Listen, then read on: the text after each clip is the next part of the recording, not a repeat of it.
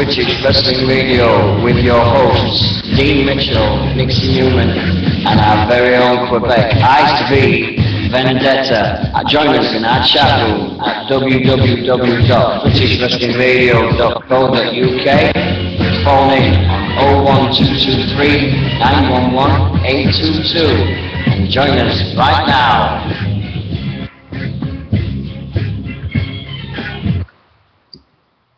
And good evening, everyone, and hope you're well.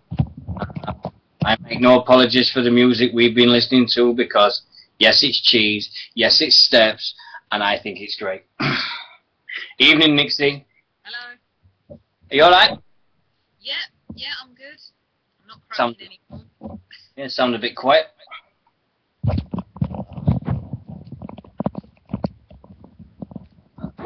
Is that better? Yeah, that's fine. Yeah, no. There you go, see. There we go. So how you been this week? What's been tickling your boat this week with the world of wrestling?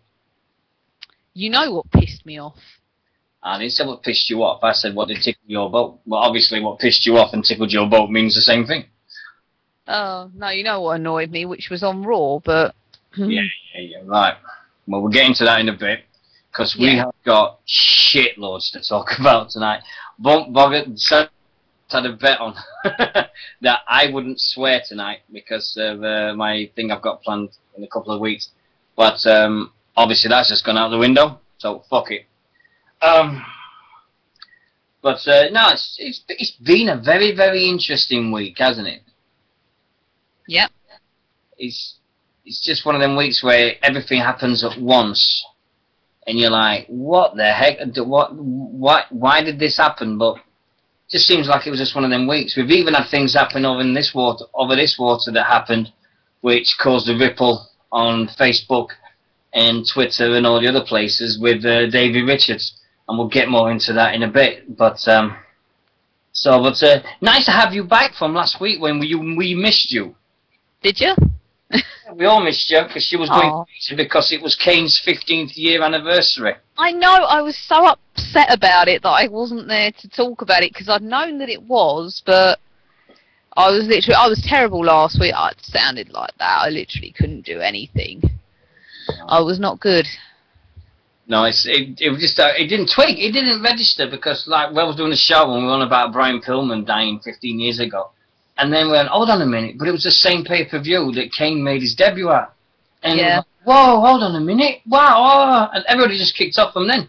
Everybody on Facebook was like, hold on a minute, it's Kane's anniversary. So then everybody started thinking about the Kane bits, and it just went on like that. But now, before we get going, do what we do famous for. Big hello to everybody that's messages over the last week. Sorry there's been no big updates from me personally this week. It's just that my job's gone into overdrive. And when I mean overdrive, I mean fucking overdrive. We've had 4 people, member of staff, go down sick. And I've been covering those because I'm a casual member of staff, so I've been covering them. And I've been working 12-hour shifts most of the time. So I'm sorry if I've not been on the Facebook pages for people to chat to. I'm sorry if I've not been on Twitter replying to people's messages. It's just that my week up to today has been work, sleep, work, sleep, work, sleep. So it's nothing against anybody. I don't mean anything by it, but I've tried my best, and we're still here. It pays the bills, and upwards and upwards, I say. But no. But the thing that this week's been going off is with British Wrestling Radio. We've got events coming up over the next few days, and he's going into his events page again. We've had a lot of interest in what we're doing, and as friends over in the water called Wrestling with Subtitles, they've got some big news that they've just signed up to go with somebody, and they've got more people following them. Lance Storm is now interested in their campaign. They've got the Blue Meanie. They've got all the other people that's we've got them going on. And before we get into anything, Nixy, I've got some very, very sad news. I've been on Facebook this week, and I am sad to announce that as of this week, our friend the Perfectionist has lost a match. To be honest, truth, that's not all is lost. It happened. I was walking to work, going to work, and walking, and he came out, and I went, "Hey, perfectionist!" Hey, and he went, "Hello, hello," and I said, "What's up?" He went, I lost. And I said, "Ah, sorry, mate, say that." He goes, "Was it?" He goes, "Yeah, it was an evil move. He killed me. I couldn't do anything with it." So he didn't tell me the name of the wrestler that beat him. But, oh, no. Not Clive, our perfectionist. So, he went out to his car. Now, he says he bought a car with his winnings from the wrestling.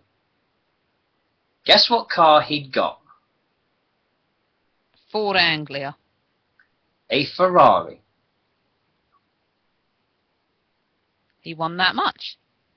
That's what I thought. He walked over to this Ferrari in the car park. Now, it's the first time I've ever seen a Ferrari in our car park anyway. And he just walked towards it, but yeah, here's my car. So I'm stood there going, "Nice car." And he went, "Yeah, it is." I went, "Well, go on then. Get in it and drive." "What?" "Go on. It's your car. I want to hear the engine." "Go on, get in it." And he's looking at me. And I'm going, "What's up? It's your car." "Yeah." "Well, can I hear the engine?" "No, I'm not." "Oh, sorry, I've just got to go back in. I've got to go and get my towel. I forgot my towel." So he ran back in the gym. And next thing, the owner of the gym came out. And he says, "Do you know him?" And I says, "No, not really." And he says, "The biggest fan you've ever met in your life." And I says, "Why?" He says, "According to him, he's done more sports things. He's a professional in 5 different sports. And he's a real big... And he works here as a cleaner." And I went, "Oh." "Oh, okay." He says, "Whatever he says, don't believe him." I says, "Oh, I don't, mate. I don't." Dino gone? Have I gone? Am I there? Is he there? Oh, Dino, I'm back. Hold on. It's just because I'm not on the headset. Hold on. Let me see. Yeah. Because the headset's been playing up. I'm here. Who can hear me? Yeah. If you want to. Yeah.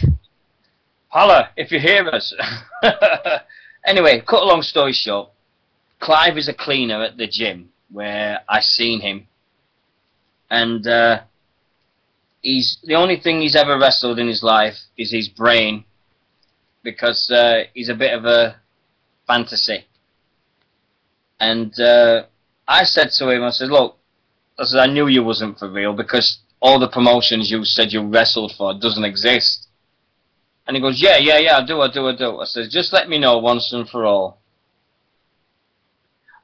What can you hear? What exactly is your role in wrestling?" And he said it's spelled on. He says he wrestles on WWE 12. And that's his thing. Right, I'm just going to go on my headset, see if this is any better. Right. Do I sound better now? Sound the same to me, but... Yeah. Say it's... Apparently Kirsch didn't think so. No. Okay. Yeah. Do we do a 12 just like we thought? Yeah, winter. Yeah. Does that sound better? It says offline. What, last time I'm offline? No way. Right. Everybody can hear me? Right. Refresh. Yeah, I can still hear. Right. Refresh. If you can't hear, just refresh it and stuff like that. Yeah. So we're all right. And anyway, to cut a long story short, Clive was very sorry for making it all up, and he just wanted to be a part of something that's better. And I thought, well, fair enough. But we've agreed to part, and never going to speak to each other again. So that's the way it goes. But what a tool! What a bleeding tool! It's been a fun couple of weeks, but oh god, what a tool! That's anyway. British Wrestling Radio is famous for telling people about shows, and we wouldn't be British Wrestling Radio if we didn't tell you people about shows. Oh, thank you to every single person of the new likes. We've gone up from like 590 something to 609 now. That's great news. If you want to follow us on Facebook and you don't know us already, it's facebook.com/British Wrestling Radio. And if you want to follow us on Twitter, follow us on Twitter @BWrestlingRadio. and they should be okay and find us, and we'll put the links upon as usual, and everything will go in. Right, today, live American Wrestling, that's gone, so that's it. Tomorrow, SWE Superstar Challenge, night of 2 of 2. Scottish Wrestling Entertainment at the Ardella Community Centre. 10 adults, £6 for adults, 10 for adults, 6 for kids. SWE return to action for the first live event since Hell for Lycra 9 with some of your favourite SWE wrestlers. Will Braveheart still be champion? Who will be the SWE Tag Team Champions? And what will Mr. News have to complain about again? So that's on there. We also have tomorrow... Oh yeah, you find users on YouTube as well at BWR Online. YouTube.com/BWR Online. All the past shows. Last week's show went up within 10 minutes of it finishing. It's what I'm priding myself on now, that we are going to be available. And we had more people watching that show. Did you see how many people have watched that show on YouTube this week, Nixy? Which one? The last week's. The one when you... No, I didn't. But that pisses me off because I wasn't on it. Yeah, obviously. But it was about nearly 35 people watched it within the first week, which is great. That is good. It means 35 people listen to us. So. Yeah, they want to put up with us. I know, he's getting better and better. Yes. Right, tomorrow, wrestling goes to Lindley Town Hall, Lindley, Gloucestershire. Main event for the Pro EVW heavyweight belt will be between the Pretty Boy Marvellous Dan Walsh and the Shark Chris Andrews. High Flyer Mark Andrews is also versus Kid Lykos for the best wrestling show to evict Gloucestershire. So that's another one in Gloucestershire. This week we've got Bradford Wrestling Alliance have got momentum. At Wibsley Working Men's Club Bradford. And that's all I'm going to say about that. This month on Monday we have Wham Bam Body Slam's first birthday show. So happy birthday to Kerry and Baz. And we hope you have a great show on Monday. And it'll be a nice birthday present for them both. Congratulations on the wedding they had a couple of weeks ago. Absolutely superb. We've also got Revolution Pro Wrestling happening this weekend. Ross has just keep mentioning about it happening in Kent. And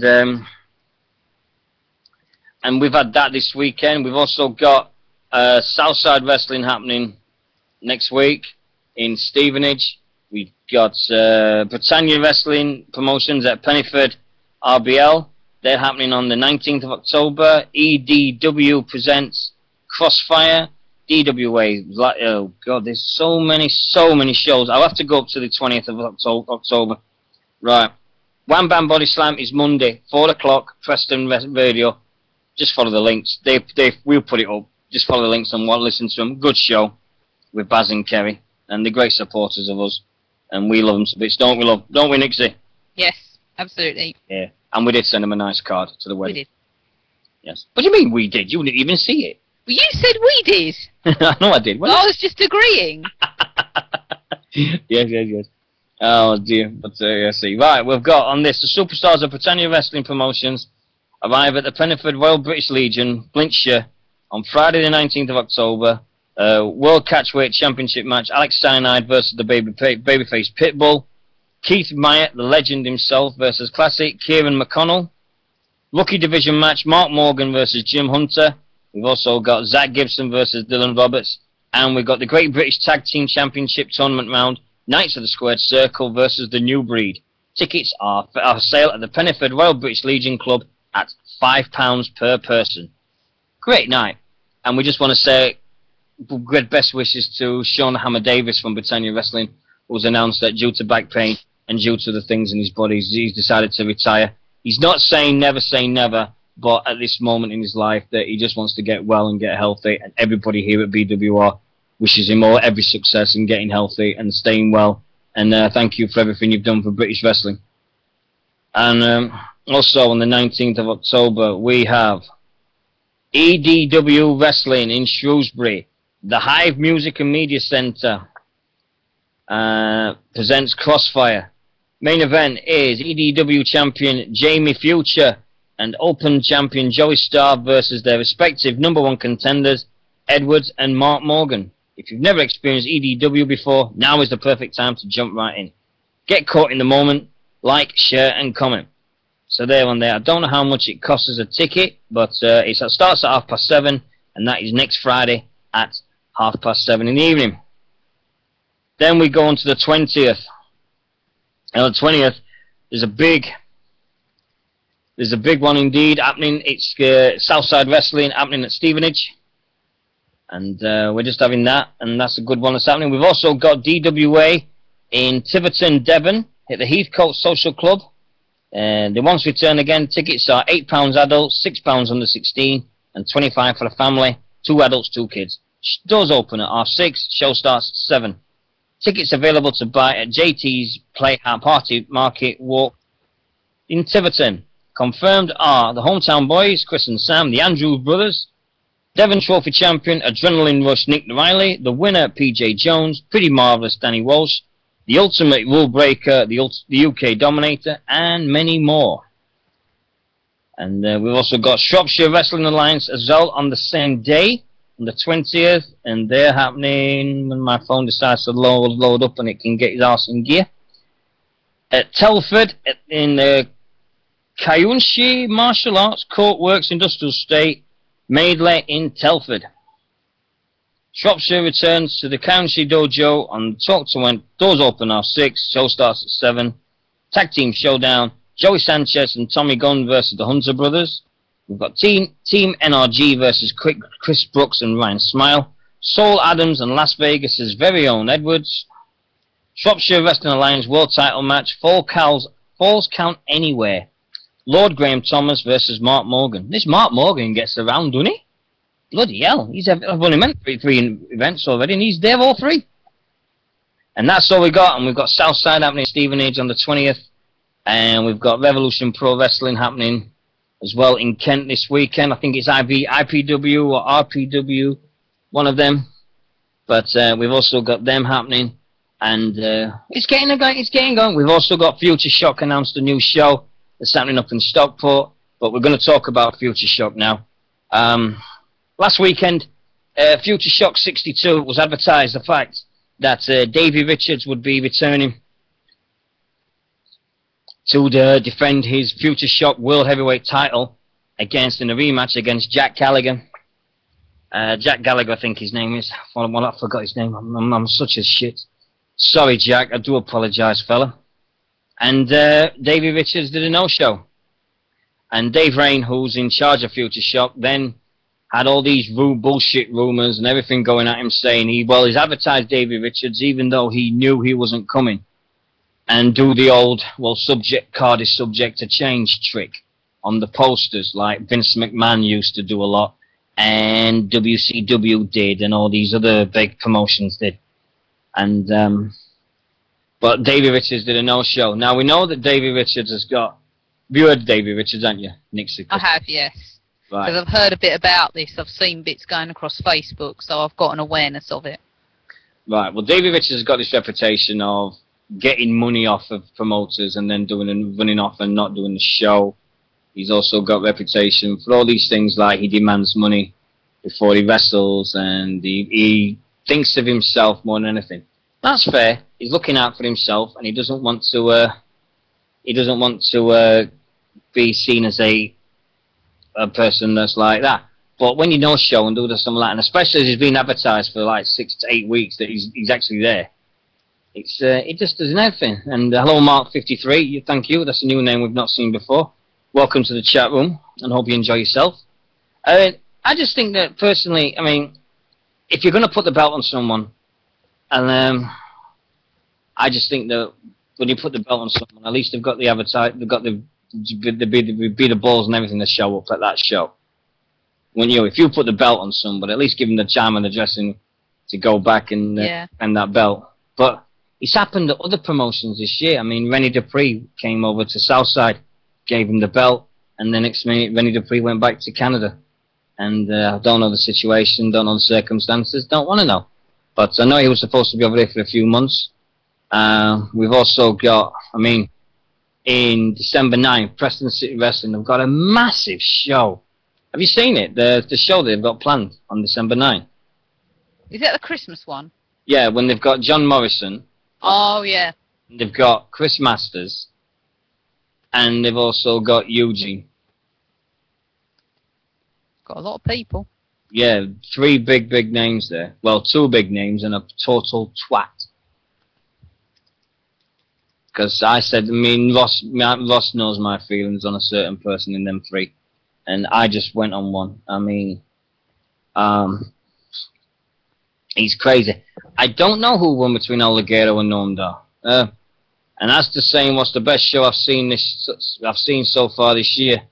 To be honest, truth, I've only seen Southside Wrestling, so I've got to say one of theirs. But it was definitely the one with Davey Richards versus Styx at Huntingdon, I thought. And Project Ego versus the Predators. I'm being biased, because it's the only ones I've seen. I'm going to try and see other ones. We've got a new promotion just announced up the road in Peterborough. Full House Wrestling, and I'm going there in February. For the 2nd of February, they've got a show announced, so I'm definitely going to go and see them.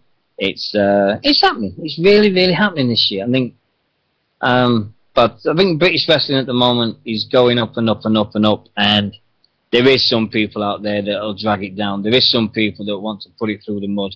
There is some people that say they just want to, because they've had a bad experience and they want to take down so many other people within the wrestling industry, and that's not fair.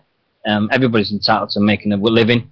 Everybody's entitled to do a show, and some people do shows better than others, and that's the way it should be. But at the same time, everybody's got to improve. Everybody's got to know the ways, learn the ropes, so to get there, and keep going and going and going. What's your take on it with this? When you hear that people doing bad things in wrestling? It's not really worth it, is it? I mean, we've had a few different things happen, haven't we?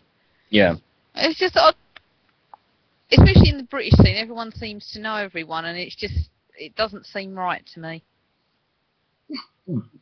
Oh, you have to stop. Be a bit cheesy and be a bit girly from it, but no, you're right. I think, and we just have at the moment. We've got this. I mean, 2000. If you said to us a year ago that British wrestling would be where it's at now, there's a lot of people that said no way, it's not happening. This year has been going up and up and up and up and up and up. There's more. I mean, I wrote down all the wrestling organisations I've got, and I wrote them down on my phone, and I've got 30 British wrestling organisations. I've not even touched the surface. I've got all these things off of Facebook, so they're the only ones I found on Facebook. I know there's others out there, and I know there's other people, but I've just not found them yet. But I will find more. I think there's got to be at least 50, 60 wrestling companies in this country. And that's 50, 60 different people. That's 50, 60 different opinions. That's 50, 60 different rings and times and people that's going to shows and everything. And I just think that it's getting to a stage now where Britain is... it's getting to a stage where it's going to go and go and go and go and go and go. And I don't want it to burst. I don't want the bubble to burst. I want us to keep going up and up and up and up. And oh yeah, we've got a big announcement. Congratulations to a very, very, very good friend of ours called Nemesis. And I'm not saying this because he's in the chat room. But congratulations, because he's just going to the trials in Hull on December the 8th. And he's been invited to a trials. He's been accepted. And he's going there. And everybody at BWO wishes you every success in the world at these trials, and hope it goes on to bigger and better things for you, sir. It really does. And that's from everyone here, and not because just in the chat room as well. And we're going to follow this now. We're going to keep going with this. And right. I have got some rumours to kill. And this is just as much for Nixy as much as for everybody in that chat room and everybody that's asked me. I must have had 25 messages this week asking me the same thing. Am I leaving British Wrestling Radio? Because they've heard rumours that I'm doing another show. The answer is no, I'm not leaving British Wrestling Radio. I'm never going to leave British Wrestling Radio. It is my baby. I'm keeping it going. It's going to be 15, 16 years old. It's going to be a teenage dirtbag before I pack up. Right? Nixy will always be my number one. Both of us are equal number ones, pair of us. We're co-owners now of British Wrestling Radio. There's no number one, number two. We're both number one. It's a 50-50 split down the middle. She can fire me, I can fire her. Yeah, right. as if that's ever going to bleed and happen. Right? Now, the thing that's happening is, me and Rob Maltman, Rob put this idea and he said, how about you fancy doing a show once a month with a local radio show? And I said, yeah, whatever. And then we could find this page, and there's a local, where Southside were born, in St Neots, Cambridgeshire, there's this radio station called Black Cat Radio. And they don't do any wrestling. They've never heard of Southside, which I find hard to believe, because they broadcast from the best, they broadcast from the same places where Southside wrestle. So they do in the same building. It's called the Private Centre. And Black Cat Radio do their shows where they wrestle. So how the hell they don't know that these guys exist is beyond me. So thanks to Ross and to other people, started badgering their page when I said Black Cat Radio should have a wrestling show. And lo and behold, I got a message from one of the guys that runs it this week, and I am going to be a guest on the daytime show between the hours of 11 and 2 on Tuesday, October the 23rd, which is 5 days before Southside's first anniversary show. And they're asking me to talk everything I know about British wrestling and Southside wrestling and everything in general. Now, this is not just kill British Wrestling Radio off. This is just for me, just to do something with Rob and get that going for the change, and both of us do that. If Black Cat Radio don't want us, then we're going to Huntingdon Radio, where I live, because he's put the feelers into them as well. So it's going to happen, but we just don't know where. But British Wrestling Radio will always be #1 with me. It's nothing a case of like, oh, this is going to take over. It's not. It's just a case of me doing something different, and I just want to see where that goes. I don't want, it's not going to replace it. It's not going to take the place of this thing. I don't care. It's just a fact that we can do something different on that show to what BWR does.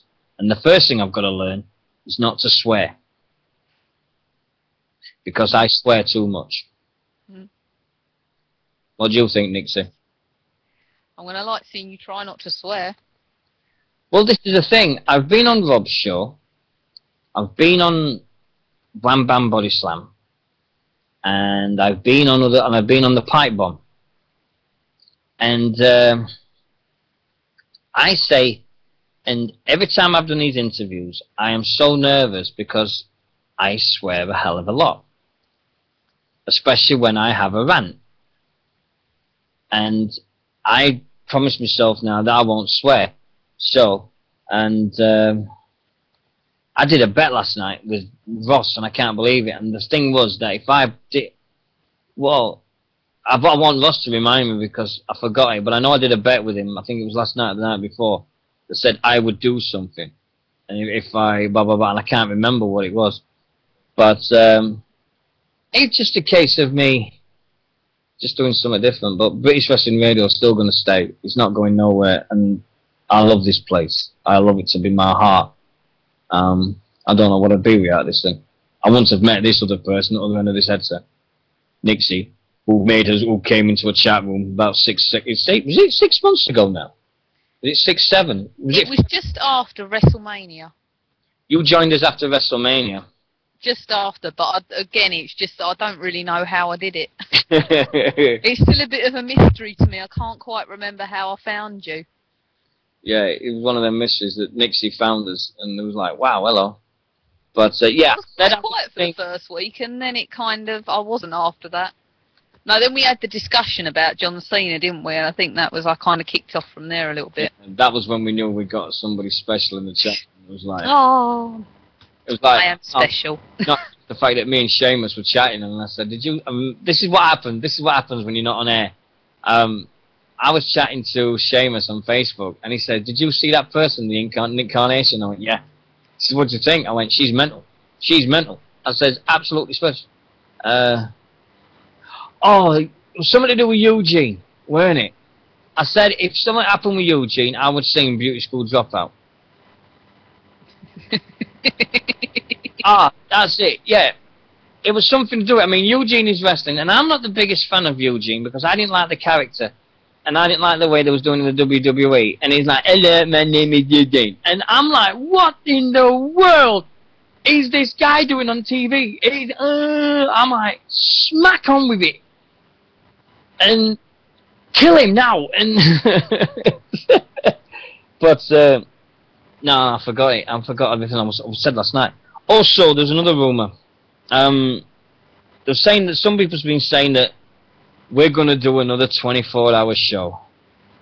I've been asked that twice this week, and the answer to that question is I have been asked by an organisation who are going to remain nameless because it's not fair. I have been asked to raise money for this organisation, and they said, "Would you mind recreating your 24-hour show again and doing a charity thing?" And I went, to be honest truth, no, I don't, because the 24-hour show took so much out of me and made me, it took so much out of me physically, mentally, and just setting it up and just doing it and just chatting and drinking a thing called Monster for the first time in my life, and then realizing that it had more sugar in it than the bloody Sugar Mountain in Europe. And oh God, I don't think I could put myself through that again. It's one of them things, yeah. It's one of them things where you're like, oh yeah, well, do I want to do this again? Do I really want to put myself through that again? But to do 24 hours again, it would be absolutely off my mental, and I don't think I could do it again. I couldn't do it to Nixy again, and I couldn't do it to the Pipe Bomb again, because no way, that's not fair. It was murder doing it, but it was for the best cause in the world, and there was no way I was going to stop doing it if I got that thing. I'm not doing a bleeding. I'm not doing it again. I'm not doing it next year. That's good. The only time I will do it is if there's a really, really good cause that needs some money quick. Then I'll do it. But I'm not doing it yet. And that's got nothing. That's got no disrespect to any organisation, to any charity out there. It's just the fact that at this time I don't want to put myself through the 24 hours of it. And besides, anybody that does charity things now again gets looked at that in a different light after they die. So I'm not going to do it. Because I don't want anybody speaking ill of me after I've died. Yeah. Thanks for that little enlightenment. Yeah. Yeah. Oh yeah, you need a new iPhone, right? Oh, have you? You know, I've got a. You know this thing with Jimmy Savile, right? You've heard about this thing with Jimmy Savile this week. Yeah. Right. You know, have you heard what the police said to the woman that started it all off? No, because I don't know where it's quite started. I watched the documentary, but I don't know who it necessarily started with. Well, this policeman got hold of this woman, and they were interviewing her, and the first words this bloke said to her was, "Your letter is only the start of it." In bed. Oh, God. Are you joking? Are you being serious? I'm being joking. I'm joking. Because that was the theme song to Jim Will Fix It. It was the first. No. I'm sorry. I couldn't resist that. I really couldn't resist that. That's a bad one. Do apologise. No, terrible, terrible. Shouldn't have said that. I apologise to anybody that's offended by that. But, I'm only did a little one. Anyway, let's get back to the things now. Now, Kane turned 15 this year, last week.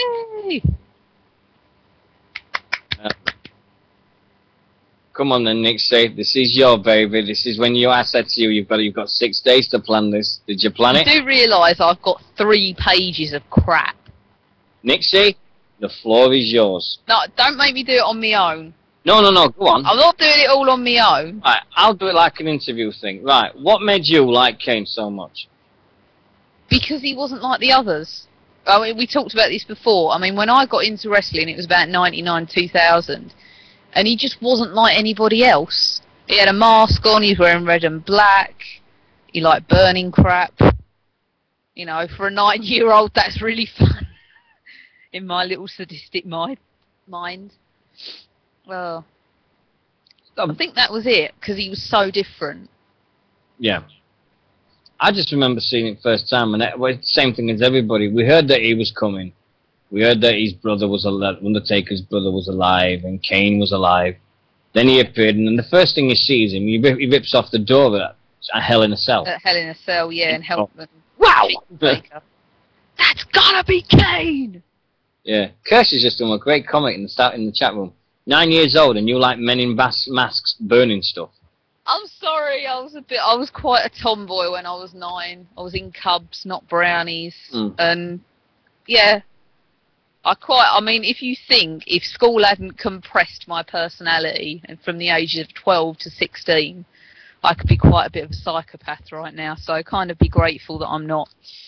So if somebody said to you now, if you had to put Kane's greatest match he ever had in his 15 years, what would you say it was? Oh. His greatest moment. I'll put it that way.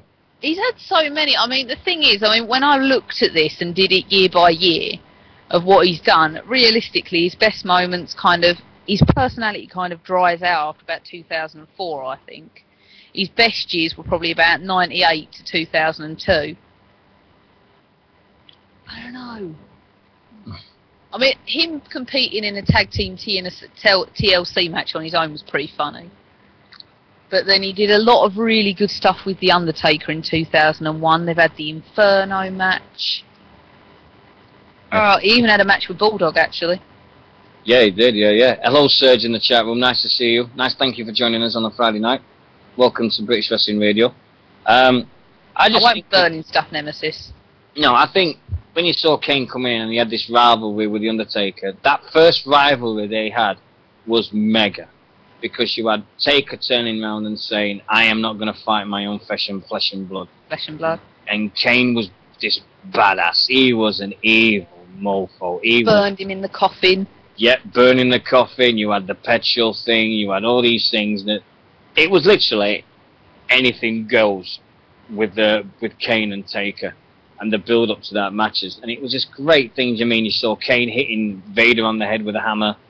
Ahmed Johnson, there's a name from the past. You had all these things that Kane was going through, and it just really seemed something different, and Kane was just bringing it something different to the thing. I mean, we all know that Kane was 3 other wrestlers before he became Kane. Glenn Jacobs became. He was the White Knight of Survivor Series. He was Isaac Yankem and Fake Diesel. He was Fake Diesel. And then they've got the 4th one, which seems to be the most famous. Yeah. And, when you look at the size of Kane when he came in, and you had the size of Kane now. I mean, yeah, we know everybody gets older, but Glenn Jacobs has played him perfectly to a T. He's played him the best I've ever seen. Even when Luke Gallows played him, when they had Kane versus Kane, which I just think is a blatant rip-off of Undertaker versus Undertaker at SummerSlam '94. Or Diesel versus Diesel. They've done quite a few. Yeah. What's going to be next? John Cena versus John Cena? No. Sin Cara. No, we've done Sin Cara versus. No, yeah, the Sin Cara versus Sin Cara. Now, I just don't know what they're going to do. Which WWE, innit? Who knows what they're going to come up with? No. We'll go into more chase with them in a bit. But Kane just seemed to bring something different. I mean, everybody was like, oh, so he had the best music at the time. He just kicked in. He had the best ring entrance when he was throwing fire. He set fire to the ring every night. He never spoke. And when they actually did get him to speak, he had that electronic electro-larynx, which was so superb. I think the first thing they did wrong with Kane was when he joined D-Generation X. He shouldn't have joined. He should have stayed on his own. But when they became the Brothers of Destruction, that was amazing. That was awesome. That tag team rocked. But Kane has been one of these guys that's like, he should have had the belt a lot more times than he's had it. He should have had the WWE title more times. He's only held it for 24 hours, don't forget. Yeah. And I still think that was an accident. I'm still convinced when you watch that match, I'm convinced it was an accident. Yeah, but look at his outfit he wore. It was a first blood match. There was no way in this world that Kane was going to lose that. When you don't see any blood, he's got a mask on. The whole body was covered in a costume. You couldn't see any blood. It was Yeah, but then if he was going to set himself on fire, he could have had a fireproof suit on under that. Yeah, well, we saw the bloody when they had the Inferno matches and stuff. When he got third-degree burns from that, apparently. Yeah. That's what I heard. Yeah, well, we don't know. I mean, but I believe him because I've got nothing else different. But it's like instead, I mean, Kane has been one of the stalwarts. Whenever something's happened, the only thing that does me, they build him up and build him up to be this badass, and then all of a sudden they knock him down to being these stupid gimmicks they've got with him. I mean, in 1 minute he was facing Undertaker and doing Inferno matches. Next he's tag teaming with fucking Axe Pac. Then he's gone back to being this badass. He buries the Undertaker, and the next minute he's in these stupid gimmicks again. And he got this gimmick with Triple H when it cost him his mask. Oh, the poor bloke has been put from pillow to post, and on top of all this, he's had to put up with bleeding Paul Bearer as a father. It just seems. I mean, if you had 5 minutes with Glenn Jacobs now, what would be the first thing you'd said to him?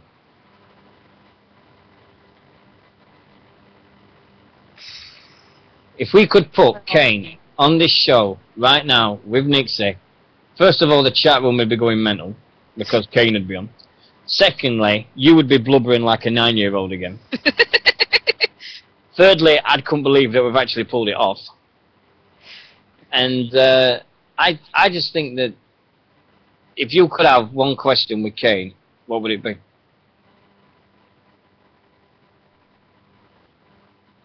Oh. Here we go. You can hear the cogs turning and everything. Yeah, but I'm kind of going over, you know, asking a cliche one like, who's your favourite opponent? What's your favourite match? But I'm trying to think of an intelligent one. Yeah. I think Kane. I think they're just saying to him. I don't think mine would be a question. I just think that when you come back to him, I just think to hear Kane talk and just say, when you decided to be Kane, did you realise how big he'd be, and how did you think it would last 15 years? There's so much I'd want to ask him though. I couldn't pick one thing. Right. I've got another one. Choice. If Kane's career was to finish now, who would you have as his last opponent? Taker. Really? Without a doubt. I don't think there's anyone else I'd actually want him to fight. Anyone in the world, no matter what organisation, anything? No, Kane. Taker, sorry. Do you know what I'd have? If I could pick anybody from any organisation, anything in the world, it'd be a dream match for me. Kane versus Abyss. Oh yeah, I didn't think of that. But not as a last match. No. But I'd like that. I'd like to see that at some point. But I think, yeah, when you think back Taker, yeah, I think everybody would go with that. Yeah. Oh, Curse. WrestleMania 30. Buried alive match. Both get burned. Both leave Taker. Doesn't lose record. No, that's a good one. But, so what have you got written about Kane then, in your 3 pages? A lot of stuff about his career, but I mean, obviously the attitude stuff I know the best. Yeah. And I've kind of put a lot on that and different bits. Like there's 1 or 2 segments he's done that I absolutely love. Rumble 2001, which obviously I'm crazy about. We both know that, because there's a lot of entertaining stuff in that, besides Kane. For example, how big his hair gets. If you've ever watched it, you just see, because I mean, you see him soak his hair, it's a really random fact, and you just see it grow into more of an afro as the match goes on. And it's always entertained me, that simple pleasures. What have I got? I've got a whole list of every title he's won. And then I've just got basically a chronology of what he's done. Yeah, but it's 3 pages long. Go for it. This is what I said to you. I said, this is your guy. He's 15 years old. Go for it. He's not 15 years old. His career's 15 years old. If he was 15 years old, he'd be child labour. Yes, true. Well, then it's child labour, isn't it? Well, yeah. Well, he was born on... let's put it this way. He was born on February the 29th then, so he's old enough, all right? All right. Okay. All right. See, I just go silent. I'm not as confident as you yet. Oh, one thing I remember. Do you remember them battling powers on an episode of Raw?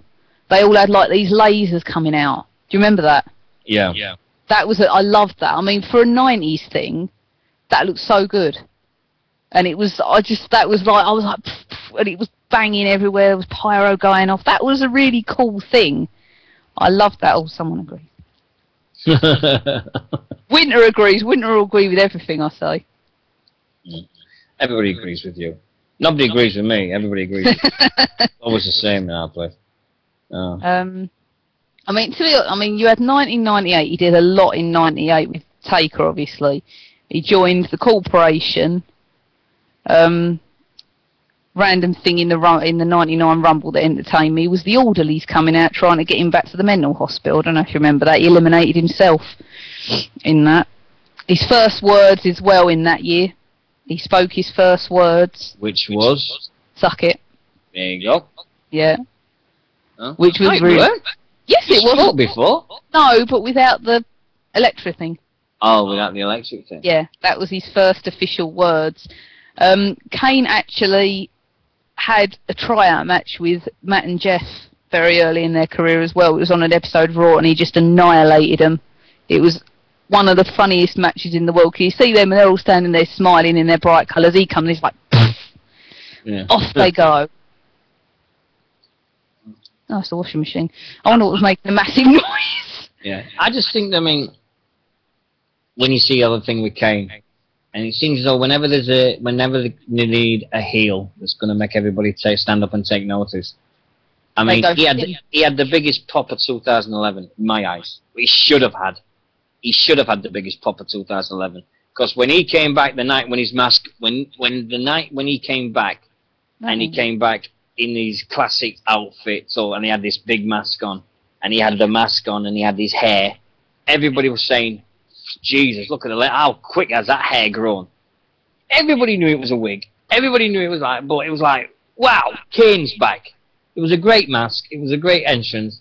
That crowd at that Raw, they could have had dynamite up their arse and nothing would have made them move. So it was just raw. It was the same when Paul Heyman came back. Oh, who's this? Who's this? Who's this? Breeding kids at wrestling shows. Why are they there? Why? It just is my nothing. But yeah, I think Kane has really been a stalwart and he's been an absolute saint for WWE. And he's been, I just think that when you keep going on about Kane over the years, he's really been a stalwart. I mean, his tag team he had with RVD was one of the funniest tag teams I've seen, especially when RVD gave him the Hungry Hippos for the Christmas present. And he was like, whoa, what's this? Hungry Hippos. It's perfect. And I just think that Kane is one of these, whenever something goes wrong, they always go back to Kane and say, right, we need you to stand up. And we need you to take the lead and get everybody going again. I think this year proved his point. 1 minute he was this ultimate badass taking on John Cena, and the next minute John Cena puts him through an ambulance, and the next minute Kane's jobbing out to other people and he's gone soft. So I'm back. So sorry. you're back now. So how's your washing machine? How's the washing machine? It sounded like a helicopter. We think it's broke. It's just like. So that's going to be funny. I might have to buy a new one. eBay, here we come. No, go to Gumtree. Gumtree's good for washing machine. Stick it on Gumtree. Gumtree. Gumtree. If my accent, you're going to be fired on the spot. I'm going, Nixy Newman! You're fired! Can't do it as well as I can. Well, I'm a bloke, so you're the female. No. You should be doing it Linda McMahon version. So, no. We don't talk Linda McMahon on here. Oh, bitch! No. Bitch! Ruining wrestling. She's not ruining wrestling. She's just ruining the latest frigging DVD that's coming out. They're ruining the Attitude Era DVD. Bitch! They're just spitting on the history doing that. Come on. And but anyway, we'll get back to we'll do Linda. We'll do that and save that. Yeah, we'll do that later on. We've got shit. We can We've go back got to a lot of things to do. Yeah. Right. Where were you? We're with Kane. We'll finish off Have with you Kane. discussed 2001? Because I will kill you if you've discussed 2001 in the last 2 seconds. What? Do you, Kane? Go on, man. I know this is important to you. 2001, right? I don't care who says Austin won. Austin got the victory. Kane won that match. I don't care what any of you say. He was the best in that Rumble. You can watch that Rumble and be entertained by it to no end. Because Kane come in, he had Honky Tonk Man, he had Drew Carey, he cleaned the ring, Taker come out, then they cleaned the ring together. Yeah. And he was just fired up and it was brilliant, and literally the crowd were going mad for him. And it's a shame that he didn't get the victory, but he was never going to get it. But he still won that. It's still his Rumble. Austin just sort of like is an afterthought to that, to be honest with me. I just think he was brilliant in that, and you just really saw him and only him in that Rumble. I think exactly right. I mean, Kane was amazing at that Rumble, but he's had so many Royal Rumble moments, not just 2001. I mean, 2004 he was in the ring, and then all of a sudden you hear the Undertaker's bell, and he shit himself, and Spike Dudley came out, which I thought was brilliant. And Santino's elimination. Santino's elimination, when you've got Kane laughing his head off in the ring. You could just see Kane just peeing himself, laughing, going, "That's funny." I know I'm not supposed to laugh, but that was really funny. And you could see him, he said, "I don't care." He's just cracked up, he couldn't help it. What's you wrong on? Hold on, you're wrong on that. Uh-oh. Yeah, women are never wrong, though. Yeah. Alright. Yeah. They just have a difference of opinion. Yes. Do you want to know who Kane eliminated in that Rumble? Go on. Because I know everyone. Apparently, this is according to my research, Raven, Al Snow, Perry Saturn, Steve Blackman, Jerry Lawler Jr., the Honky Tonk Man, The Rock, Taz, Albert, Crash Holly, and Scotty Too High. And that was apparently everybody. And I am not arguing with the girl. No way. There's 3 people in this world that she's mental about. Kane, CM Punk, and AJ. Yeah. But we're going to go on CM Punk in a minute. We're going to go CM Punk. Yeah. Right. With him in 2001, I don't think there was anything he did wrong for me. I mean, even during the invasion, he was one of the ones that I wanted to see. But then they had Backlash 2000. One of my favourite main events ever was the winner takes all with the 2-man power trip versus the Brothers of Destruction. I loved that. Yeah, Backlash 2001. I loved that. Right. I love that. Every time I watch it, it's just like, it's a main event, but it's not a one-on-one, and it's really different, and I love it. But I did. That was such a good match, and they were all brilliant through that. It's a shame it didn't go long, because I think if Triple H hadn't got injured, they brought the invasion forward, I think, because Triple H got injured. But if he hadn't got injured, I think they could have carried on for a couple of months. That's what I read, apparently. Yes. Another funny thing Kane did in 2001, the What's Up. He did the Dudley Boys What's Up. I didn't even know that. So didn't that's you know that? No, yeah. I didn't know that. That is one of my favourite moments. Every time I watch it, I'm cracking up. And then they did on SmackDown a little skit where Taker's teaching him to do the last ride, because Kane gets with Kai and Tai, and they're just abusing him in the ring. And he lifts him up, and Kane, rather than gets the tights and gives him the ultimate wedgie, he throws him over his head. So right. It's the funny little moment of that. Again, one of my random favourite segments. Yeah, I think when you see Kane in the old one and Kane at his best and stuff, you've got Kane's highlights. What has been his low line? What do you think has been the lowest point of Kane? There's only one name, because everybody hated it, Katie Vick. Everybody hated that storyline. It wasn't exactly the nicest. No. Oh, that'd be brilliant if someone fought that against Linda, wouldn't it? Yeah. I think the worst bit for Kane, and this is honestly me and mine being, when they took the mask off. Yeah. When they took that mask off, it killed him. It was like, we're seeing what his face is now. If they'd have just leave the mask on him, it'd have been best of luck. Another bleeding Bischoff leading thing for you. Yeah. But you shouldn't have took them. They've never took the mask off Rey Mysterio. Why take the mask off Kane? It didn't make sense. It just does not make sense. And now they put the mask back on him. And I just don't think it's never, ever, ever. One of the things they should have never done. There's some things in WWE that should never happen. One, Undertaker should never lose at WrestleMania. Yep. Yes, I agree with that completely. CM Punk should never be in a main event.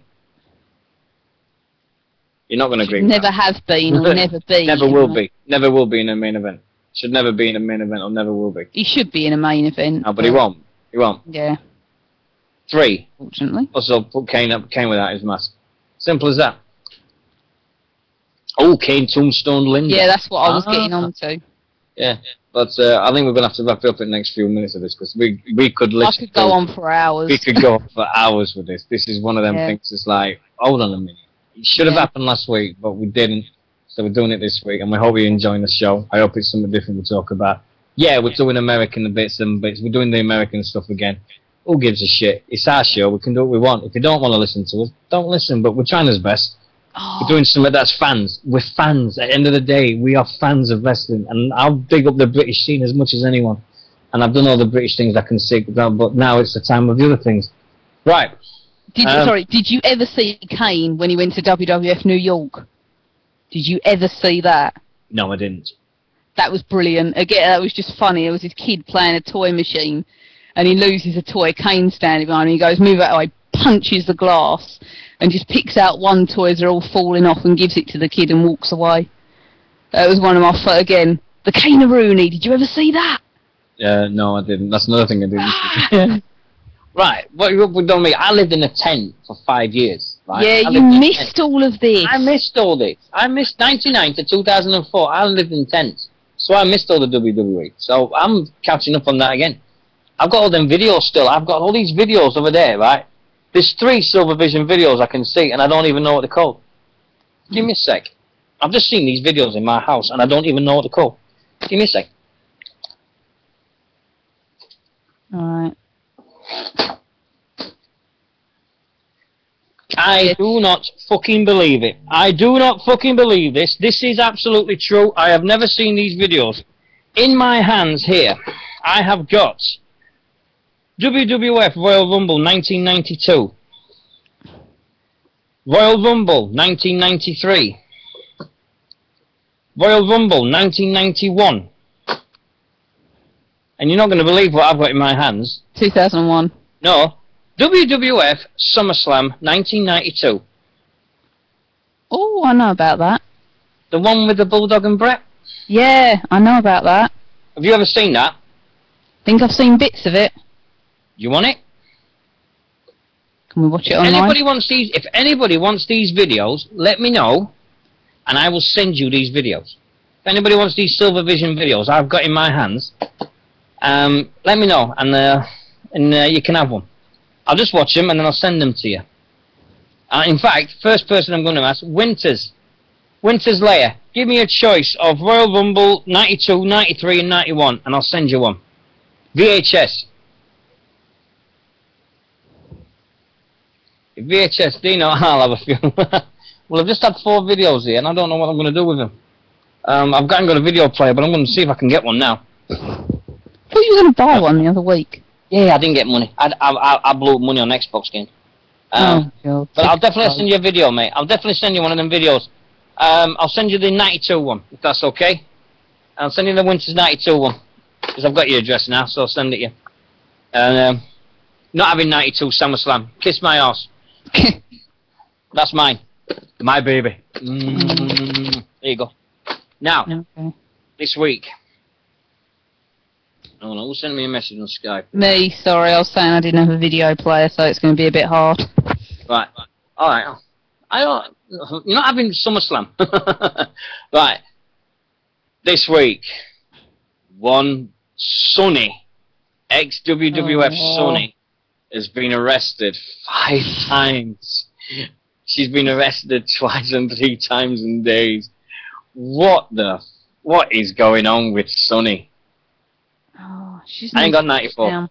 Put her down. Yeah. Put her down, that's all I've got to say. Put the woman down. She's clearly a waste of space and life. Put her down. Quietly, preferably. I think Sonny's just really, she between her and Scott Hall, they could put on WrestleMania with the amount of money they've spent in rehab on them two alone. Don't you think?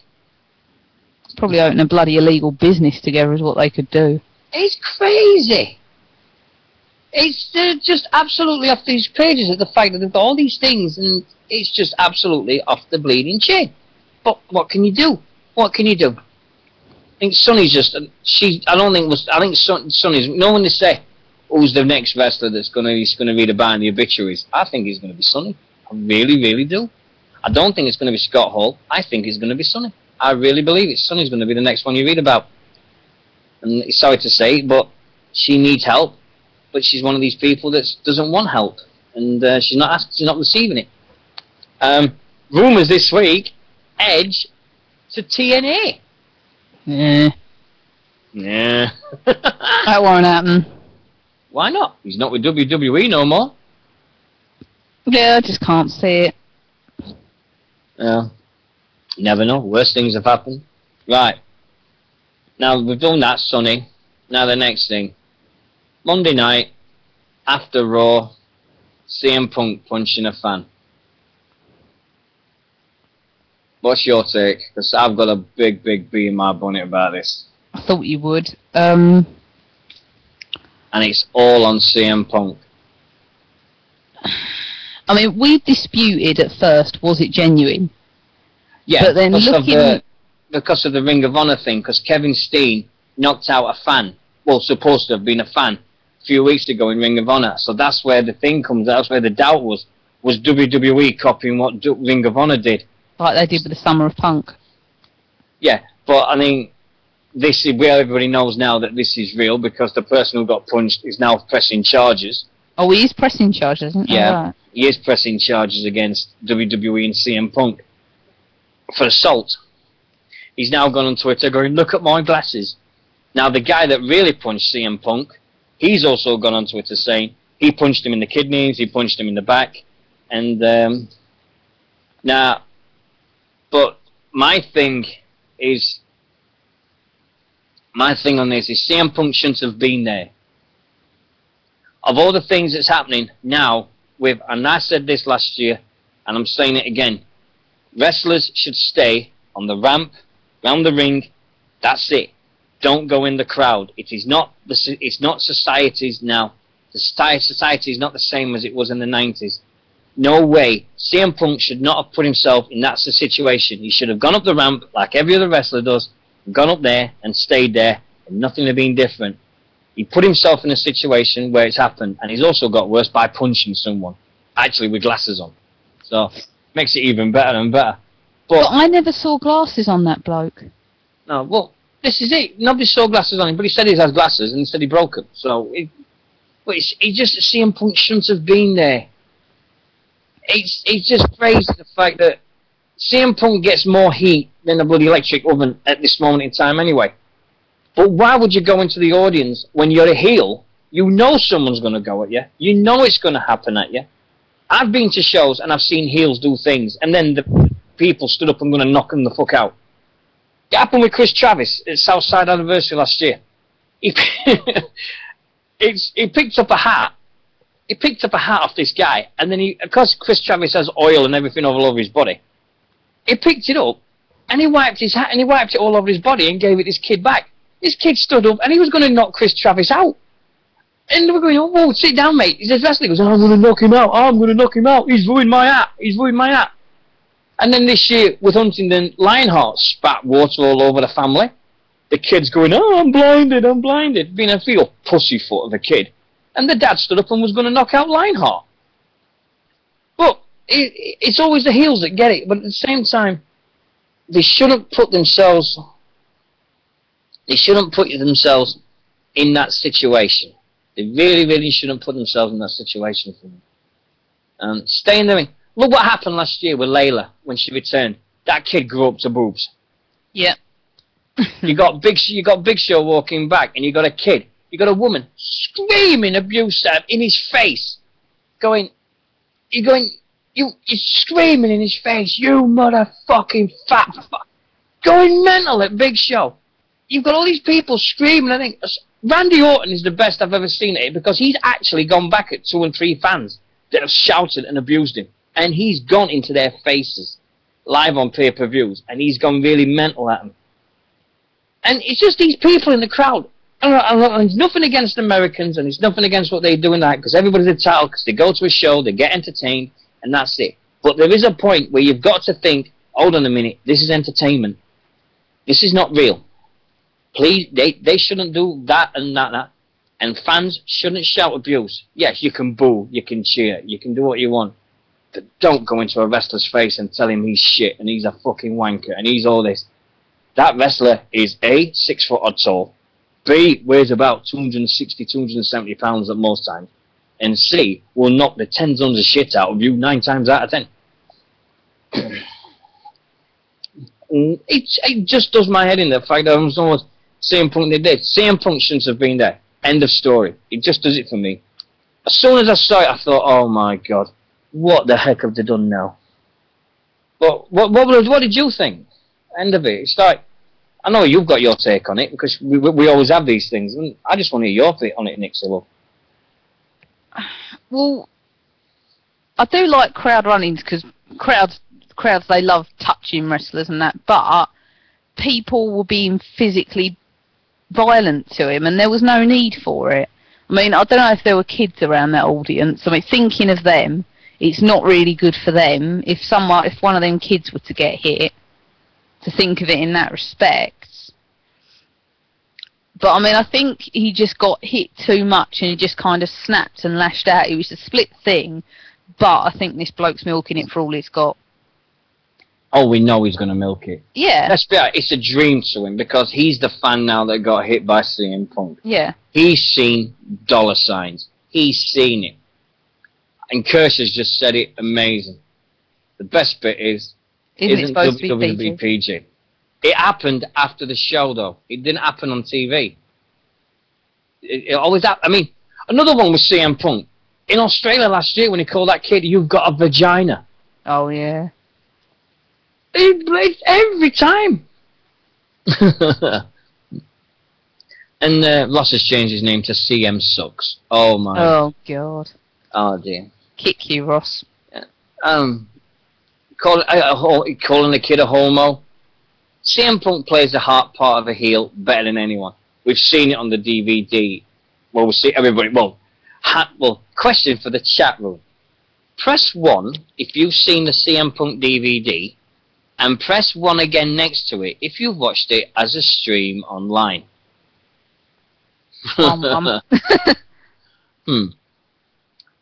And if you've seen it online, 1-1. There we go. Yeah. The credit goes to someone that's in the British wrestling community, Mark Pearson. He found it and everything, but it got took down a couple of days ago, so it's not on anymore. But while it was up, I must admit that was one hell of a DVD. It was great to see it was great to see the Ring of Honor stuff, and it was great to see CM Punk talk about it. But it's not him saying, "Well, my brother did this and my brother did that." We've not got his brother's side. We've not got his dad's side. We've got all this side. Anybody can say that. I mean, CM Punk, I did this. Have you noticed? Every wrestler that does DVDs, they've always got a sob story. Yeah, but I noticed with him, he was very reluctant to talk about it. You kind of see him sit there and go, "Oh, I don't want to be a sob story," and I could see it in his eyes. But I didn't know that about him. I actually had no idea about that. The one thing they didn't do is they didn't do the time when he met Steve Austin, when he had the big spiky hair, and he didn't meet Steve Austin. I thought they'd have covered that, no question about it. But CM Punk, as CM Punk is now, he's come a long way, and it's like you said, when he first came to WWE and he was 240 pounds, and he was big. He was fat. He was big. He wasn't. Honestly, looking at that footage, it was like, you fat. He was fat. Hold on a sec, we've got a phone call. Caller, you are live on British Wrestling Radio. Hello, it's Steven Magners of Scottish Wrestling Entertainment. Hello, Stephen. How you doing, mate? Oh, not bad. How's yourself? I'm good, mate. Thanks for calling us. What can we help I you was with? just listening to what you were talking about CM Punk, and to be honest, I couldn't give a shit about CM Punk. You know, you could send a tweet to CM Punk right now and tell him, I found my car keys, everything's fine, he doesn't need to worry, because I'm sure he doesn't give a shit about the likes of me either, you know? Yeah. As I said, I'm just this minute back in, really, from the show we did in Dundee tonight. Yeah. And at the Kirkton Community Centre, man, we blew the roof off that place. The amazing show. Was it a sellout? Sorry? Was it a sellout again? Yeah, it's an good sellout. We're hoping for the same again tomorrow at the Adler Complex. I heard he's advertising it earlier on. Thanks for that. No trouble, mate. Anytime. So I'm sitting here with my tag team partner, and, well, what can I say about tonight's show, other than we brought a new member into the syndicate? Yeah? And the crowd soaked it up, hook, line and sinker. Excellent. You know, the special guest referee, Kevin Williams from Project Revolution, and he annihilated everyone round about us with a steel chair. The crowd never saw it coming. The place erupted, and now the syndicate is a three-piece. Did he hit people on the head with the steel chair? Yeah, he took out our opponents in the match, and then he took out his old tag team partner. See that? Headshots in Britain. Miss it. Yeah. We miss all the headshots. But Yeah. no. So it was a new member of the syndicate, and everything's happening with SWE, and you're getting bigger and bigger every show then. Every single show is getting bigger and bigger. I mean, tonight, you know, the special guest general manager has come up from Wales, Mr. Darren T. Goss. Yeah. You know, he works with a lot of the companies around Wales. You know, he vacated the SWE heavyweight title. Braveheart managed to win it back. That's him now a 3-time heavyweight champion, and to be honest, I couldn't believe it. I mean, Braveheart, I'll tell you something about him, right, and I'm shooting here. Okay, that man is a little merchandise whore. Honestly. He's actually got it now in his contract that nobody else is allowed to sell merchandise on the shows other than him. That's how bad he is getting. So no one's allowed to sell their own T-shirts except him. No, it's only him. You know, I don't know what's wrong. You know, he seems to do the SWE merchandise crew to the short and curlies. That's not fair. That's not. No. he likes to put himself over as being the nice guy. You know, he's the fan favourite. You know, he always says that the syndicate are just a bunch of big heel bullies. But you know, he's the one that's ripping off the fans by not giving them the option of supporting the characters that they like. Yeah. So is there bigger things planned for SWE over the next few months? Over the next few months, man, there is going to be some major, and I mean major changes here in the SWE. All right. Well, I see there in I'm in the chat room, I see SWE Online has just posted that I'm the grumpy old man of the SWE. You know, I've got the reputation of being a bit of a crabbit old bastard, which is, I suppose it's true. You know, but, you know, you'd be grumpy old man if you had to put up with Chaz Phoenix as well. Have to deal with the likes of Braveheart. Oh, right. Yeah, because we had Braveheart on this year. He came on before he went to Budapest for the show, for the wrestling show. I think it was May. Yeah, he was. He wished me happy birthday. It was my birthday show. Remember that? Yeah, so... I don't know. I think he's going back over to Hungary at some point early next year. And, you know, to be honest with you, they can fucking keep him. Oh, dude. Yeah. You got a fan of it, and you got Warriors is saying more. The Scottish love a good swear. Yeah, damn right. It's quite true. It is quite true. You know, the SWE management backstage tried to tell me off after an in-ring promo tonight where had apparently dropped a few F-bombs, but you know, I wasn't long in telling them backstage to go and take a fuck to themselves because, to be honest, you know, I'm fed up pandering to the management. You know. Got something to say, you got something to say, do it. That's it. You know, I'm not here to be censored by a bunch of Mongols who like a PG product. Yeah. You know? And that's cool.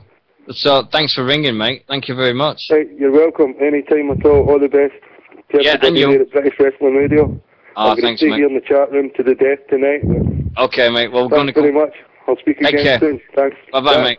Bye-bye. Yeah. There you go. That's another one. That's another one. Steven Magners, who was in our chat room.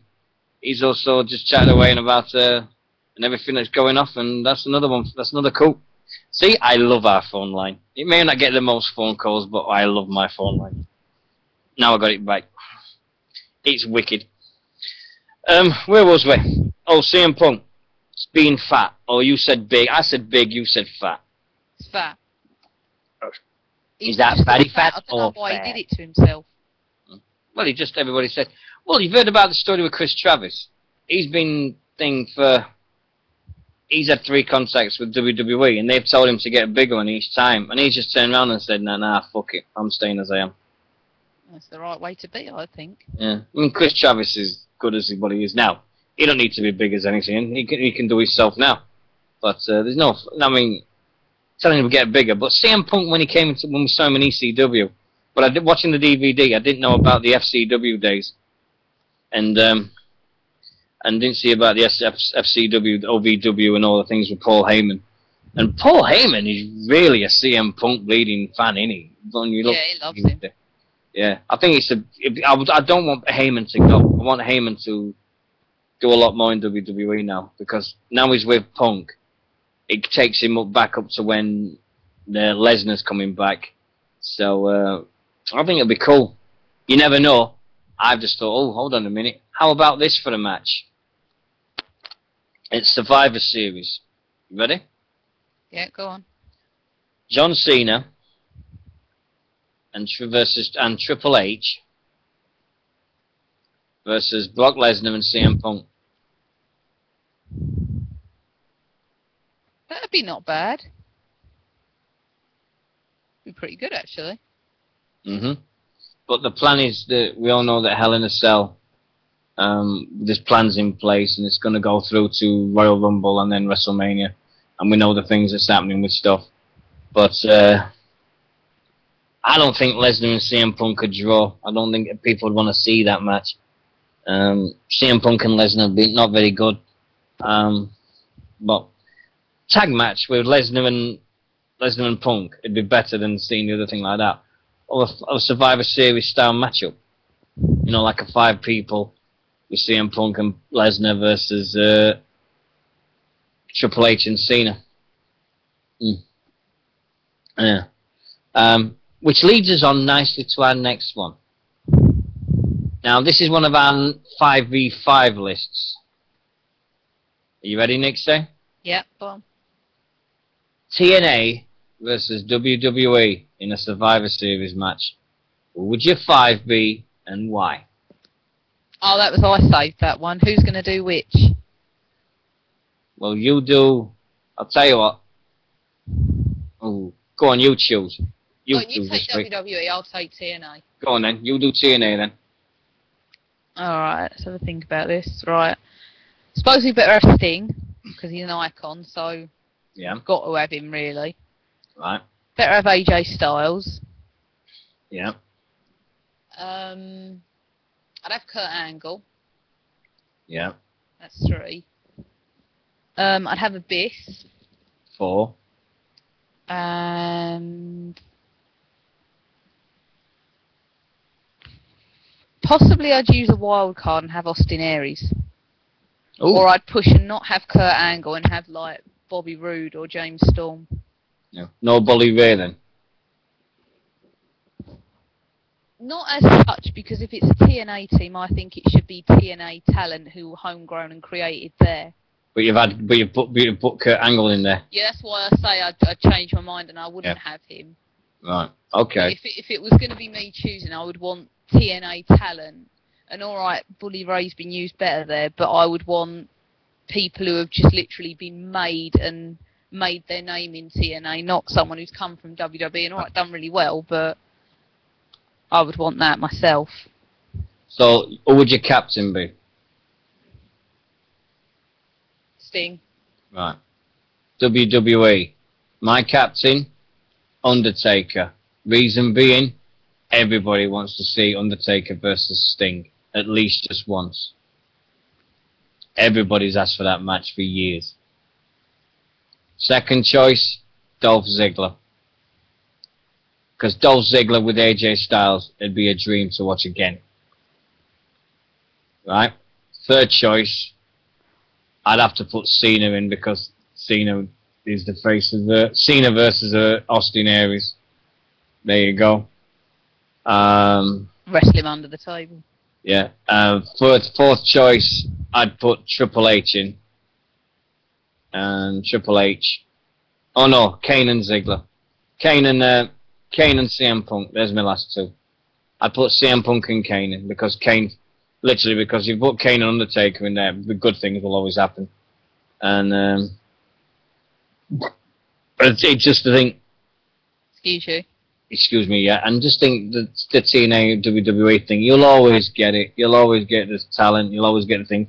Notice you didn't pick Samoa Joe. No, see, I forgot about him as well. Yeah. It's hard, isn't it? It's all these. Everybody gives us these 5v5s, and they say, "Oh, 5 of these, 5 of that, 5 of this, 5 of that," and it's like, "What? Oh, hold on a minute. Are you kidding me? What? You kind of get put on the spot, and you kind of forget everyone that you want to think about. It's like when they did when you did the Bulldog, and they said, "Oh, name the Bulldog's greatest match," and everybody goes, "Oh, SummerSlam '92."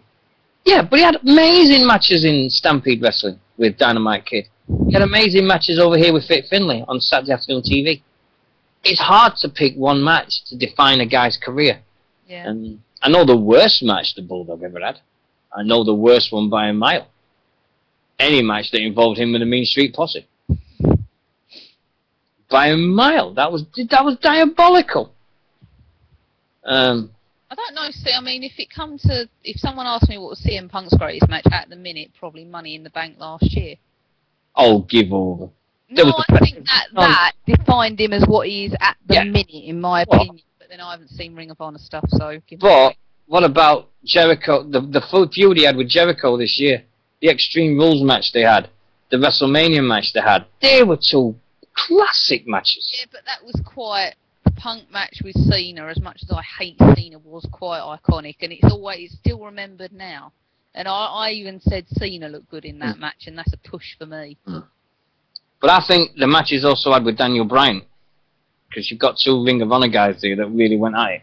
And they've put in some great matches this year. Whoever writes that match of the year this year is going to have to think really hard about it. But Brendy's put his 5 in, as usual. Zema Iron. Oh, get out of here. Zema Iron. He's in the top 5 picks. Get the fuck out of here. I mean, Zema Iron. Who the fuck wants that tosser in? Jesus Christ. But it's just the way we go. Now, 25 past midnight. We've been going an hour and 25 minutes. I hope you've enjoyed the show so far. With special guest, we've had Steven Magners. We've had a good one tonight, and it's still going. Now, on Sunday, we have a pay-per-view, which is their biggest show of the year, with total non-stop action wrestling, which happens to be Bound for Glory, which this year comes on in Phoenix. Now, we're going to go through the card as much as I know. If anybody else knows any of the matches, that would be a help. But we're going to go through them as we're going to go and see how we're going to talk about this in detail as much as we can, because no other station does it, because we're going to go Bound for Glory. Have a great time at your first UK show tomorrow, Warrior. Have a great time. I promise you won't be disappointed. Have a great time tomorrow. Right, main event. Jeff Hardy versus Austin Aries. What do you reckon? Should be good. Yeah, do you think they'll... What do you reckon? They'll keep the belt on Aries or give it to Jeff? No, I think they're going to give it to Jeff, because Jeff hasn't actually signed a contract yet, and I think they're trying to keep him sweet. Well, he finishes in 4 months, doesn't he? Yeah, so that's what I say, they're trying to give him incentive to stay. I want Austin Aries. I just want him to keep the belt. He deserves a good run with the belt. If they put it on Jeff Hardy, we know what's going to happen. It's been happened before. Austin Aries as a heel, as the champion, great. Let him do it. Austin Aries deserves it. They're going to put on the match of the night. It is down for the match of the night. It's got the potential to be the match that everybody looks forward to. But I'm gonna go with Aries on this one, I think. So you're going with Jeff? Yeah. Well, one of us is going to be right then. Next one. The match that everybody is interested in, but I don't think a lot of people will want to watch it. Aces and Eights versus Sting and Bully Ray. Come on. Who is the leader of the Aces and Eights in your eyes? I said earlier on Facebook I've got 3 possibilities and I'm not discussing any of them. Why? Because I don't want This is anyone the to show. know. This is the show to do it. Do you know what I think the Aces and Eights leader is? Go on. Bully Ray. That could be one of my possibilities. Bully Ray. I believe it's Bully Ray. Bully Ray's behind it. I believe Bully Ray's behind the whole thing. It just seems that way about. It's going to be the Bully Ray biggest. It's too obvious. The Warriors said it. Bully Ray to turn on Sting. We know it's going to happen. Everybody sees it. If it doesn't happen, it's going to be a shock. Please don't let it be Bishop. Please don't let it be Hogan. Or something like that doing a heel turn on Hogan and stuff. But don't bring Bischoff. We know Bischoff was the spokesman. Yes, everybody saw the rumours on the net, and he confirmed it that yes, he was the spokesman on the show. But oh God, don't put Bischoff back on TV. Don't. No. I could put up with Jarrett. I could put up with Jeff Jarrett again, but no. Sure. Don't. Do you know what? I think it'd be funny if it was Abyss. He's got the build for it. When they said the guy. If you think, how has he been in the segments as Chris Parks and then in the same segment as the big guy? Well, how was he in the ring at Slammiversary when they had Abyss in the ring as well? They got the guy from the 3D. They got the guy from Team 3D's Academy, didn't they? Yeah. So, all will be revealed Sunday. Well, no, it won't be. It'll only be revealed if they win, won't it? Well, they've said no. I don't know which one. Stipulations are, if the Sting loses, they get full access to Impact Wrestling, and they're on the rosters. And Nixie, you've gone quiet. Have I gone quiet? Yeah. Is that better? That's wicked. That's brilliant. I think. And they also said if Sting loses, they get spots on the rosters. If Sting wins, they're gone forever. But there's been a poster going around of Turning Point that's got the Aces and Eights on it now. So, I don't think they're going to lose somehow. I don't. You've gone again, love. No, I've just got to rearrange. There you go. There you go. I had to take the headset down because it was annoying my head. Yeah. I have to position it on my neck just so. Right. So.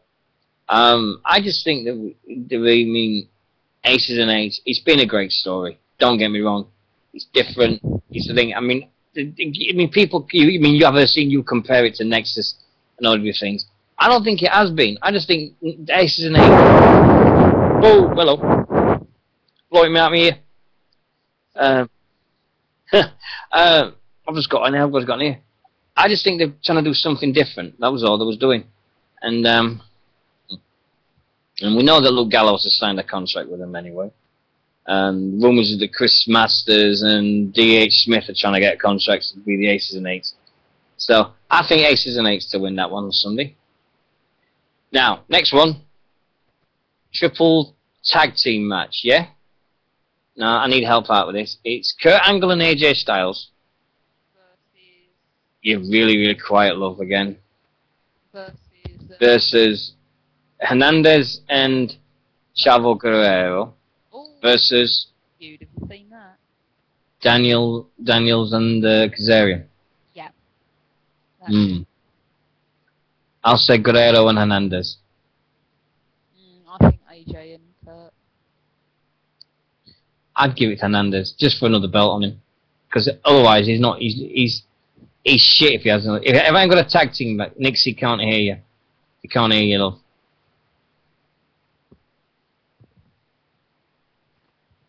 You there, Nate? You there, Nixie? Try that. You can hear barely.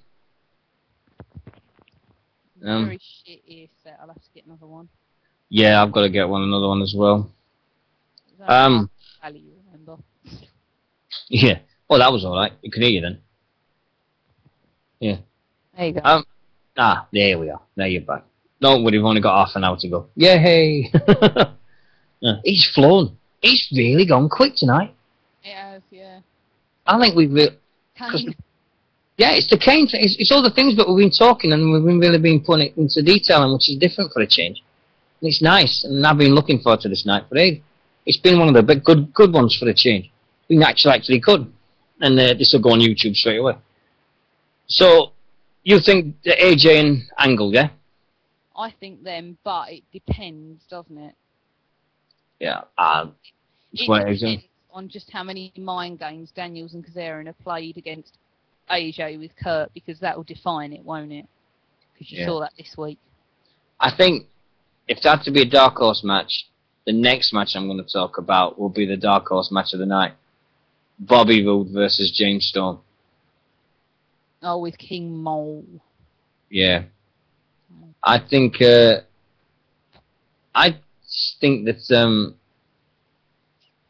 it's going to be James Storm. Has to be. That was what it was always supposed to be. Yeah, but this was supposed to be for the title, wasn't it? And then they changed their minds. And so... That's only, keep Jeff sweet, so... Yeah. I think it should have been for the title. Bobby Roode versus James Storm. And I'm not forgot that. Don't worry. Everyone's, oh God, we got that next. Shut up. Bleeding hell. It's crazy. Bobby Roode and James Storm. I'll give them to them. They've given two guys that are TNA guys, and a chance to see it outside my house. To give them the chance to do what they can do. And the year of Bobby Roode has been amazing. Don't get me wrong, Bobby Roode. And now that Triple H has had his haircut, he's a spitting image of Bobby Roode. If you put Bobby Roode and Triple H next to each other, it's twins. They absolutely look alike, but one's got lighter hair and one's got darker hair. Yeah, dye his hair blonde. dye Triple H's hair dark, and I swear to God, you've got a Bobby Roode and Triple H, and they're side by side, and you've got it. They look absolutely so alike. It's crazy. But full play to Bobby Roode. He's been an absolute dream of a heel this year. He's been one heck of a wrestler as well, and he's made everybody hate his guts. He's done what he's asked to be done. James Storm has played the part brilliantly of chasing him and chasing him and chasing him and not quite getting there and chasing him and chasing him. And it does look like it's going to be a great one. I do want to see loads of blood. I do want to see what's happening. And I really think that's going to be that's my dark horse anyway. Would you take for that win then? Bobby or... Either or. I think James Storm, only judging by what I've read. Yeah. I just want to see a good match. Yeah. I really want to see a good match.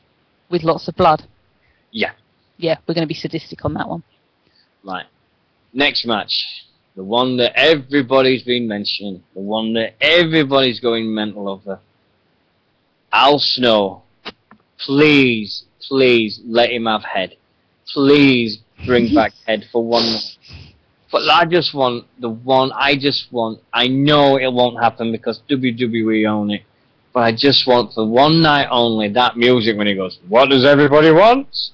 And the entire crowd to go, "Head! What does everybody need? Head!" No chance in the world. It would never happen because WWE own the lot. But, just to see head for one night with Al Snow with "Help Me" written on his head would be amazing. And we know Joey Ryan's got to win this because they won't bring him back for one night and then just bury him again. I think Joey Ryan does deserve a spot, but just to see what he can do, this 87% shit, this shit, and sleaze and everything, but it might be a gimmick, but half of me wants Al Snow win and half of me just wants Joey Ryan, but I'm going to go with Al Snow. There is a stipulation in this match. Oh, go on then, Brandy. The voice of Wrestling Radio Ireland. What's the stipulation? Please tell us all.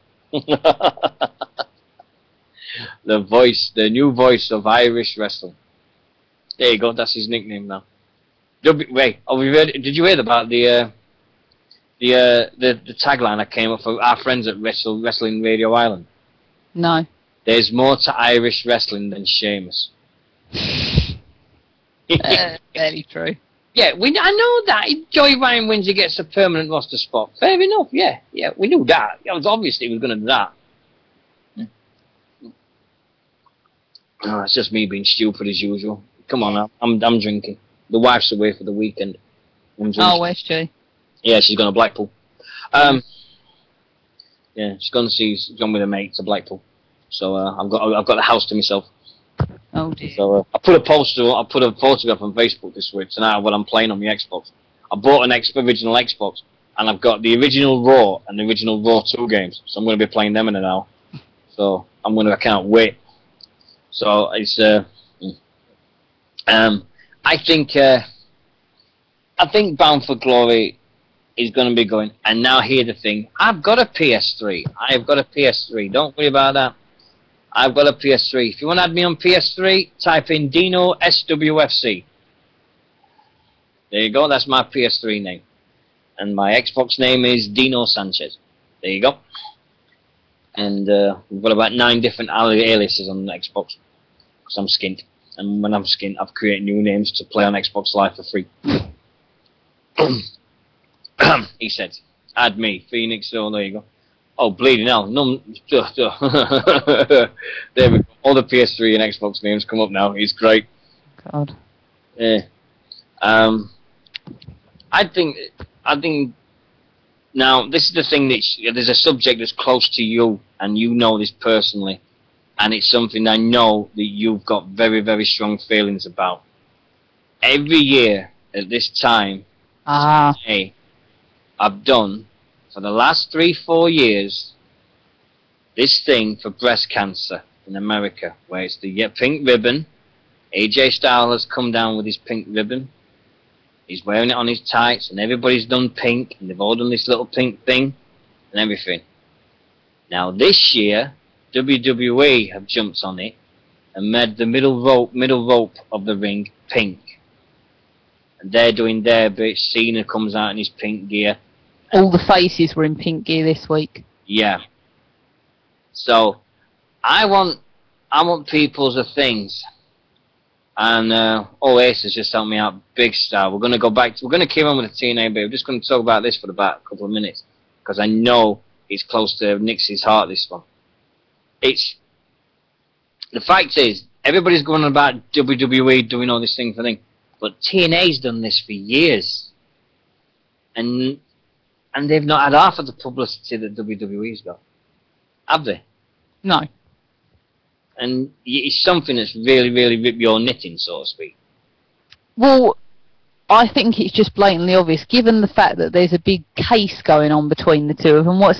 There's a name for it. What is it? Someone remind me of the word. The legality thing that's going on.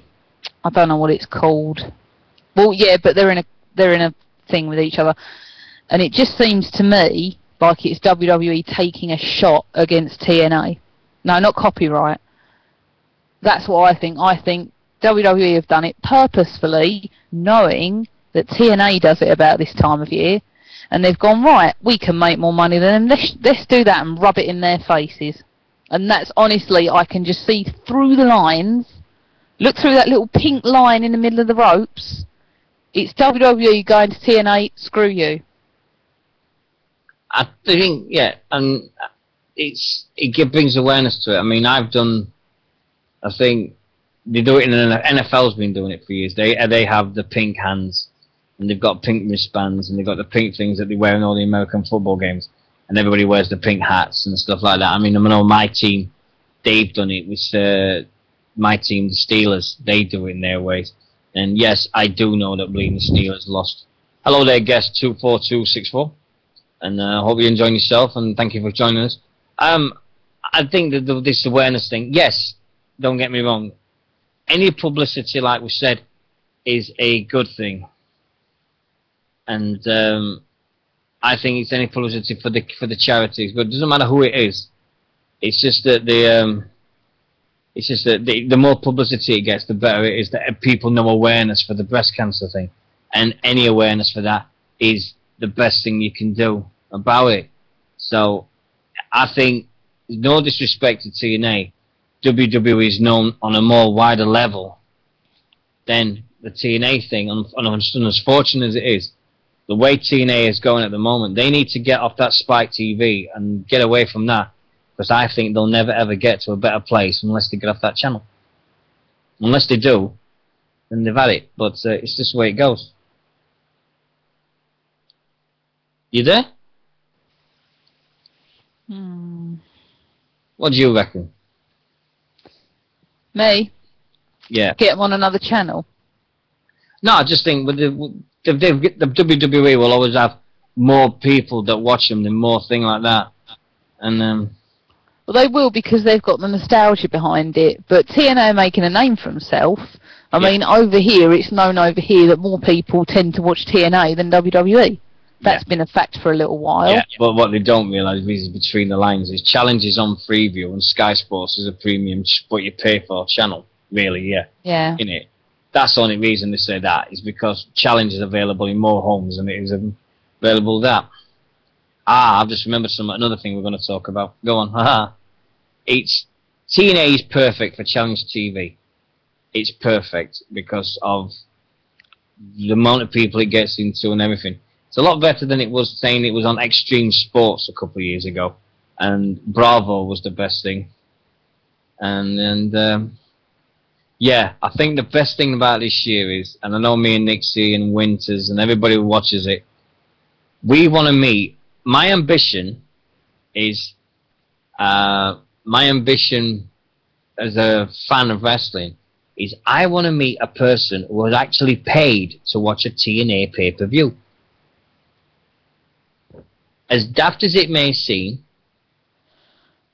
I would love to see. I want to meet a person who actually pays for a TNA pay-per-view. There's got to be one somewhere. Right. Anyway, we'll get back to Bound for Glory.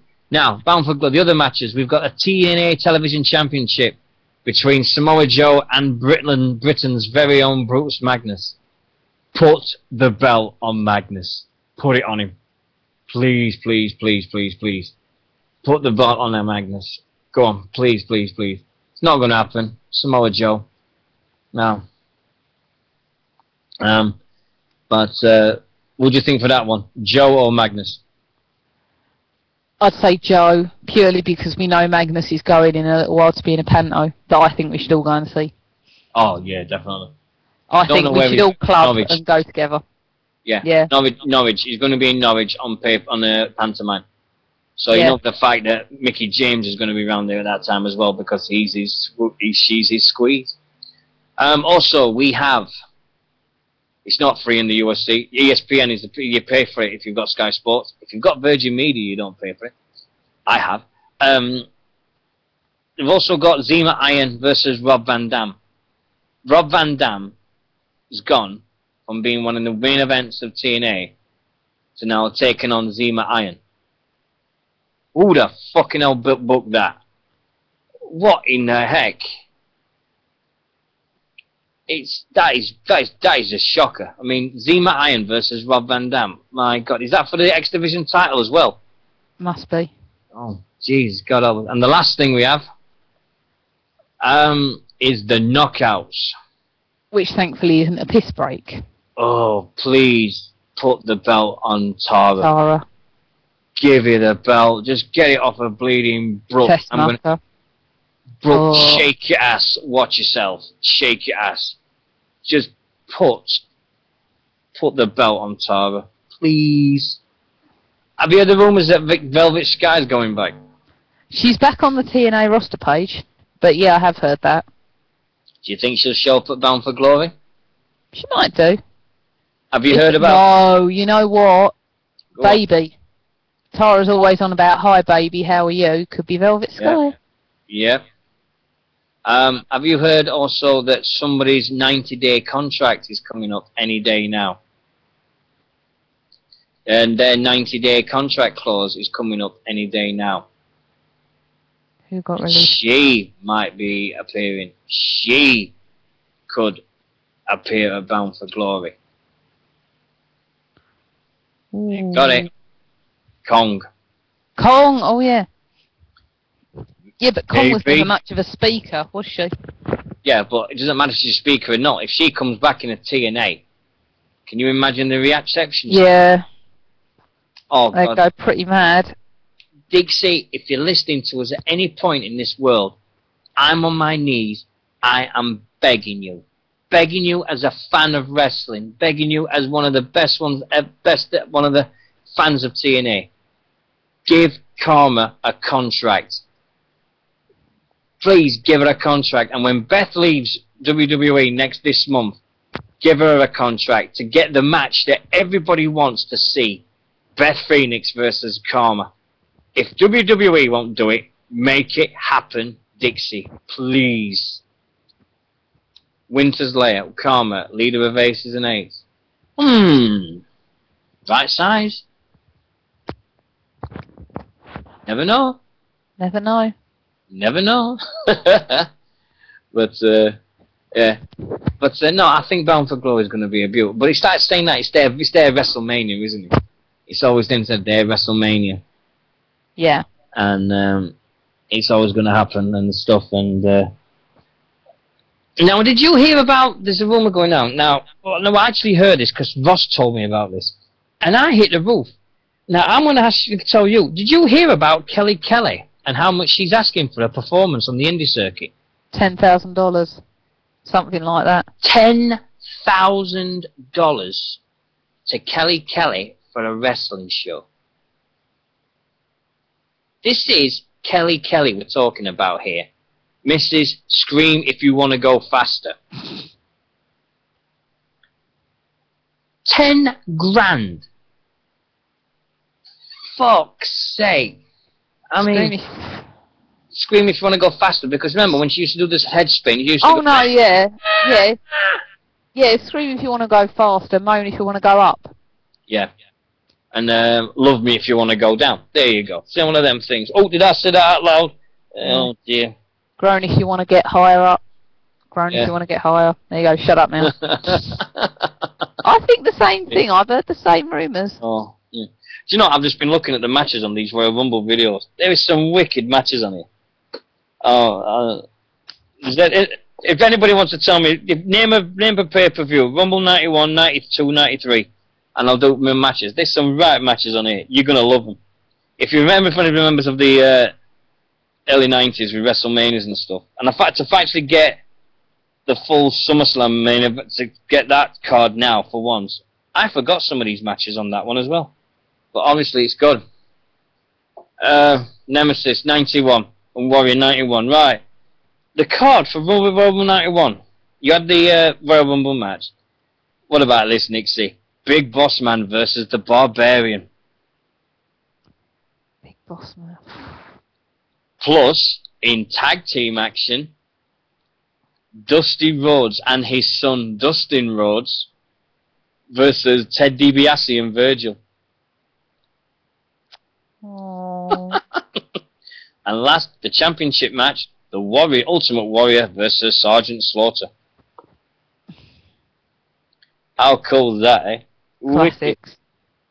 Classic. Oh, Royal Rumble 93. Bret Hart versus Razor Ramon in the championship match. Oh, wow. Intercontinental match. Shawn Michaels defends it against Marty Jannetty. And it's the first one that had the winner goes to WrestleMania. The winner gets to the WrestleMania 93 Royal Rumble. The Steiner brothers versus the Beverly brothers. Oh my god, it gets even better. Right. I've got them videos down here. I've downloaded some of the Silver Vision videos down there. And I'm going to have a look at them in a sec. Oh shit, I can see them. Oh god. It's going to be bleeding drooling at this.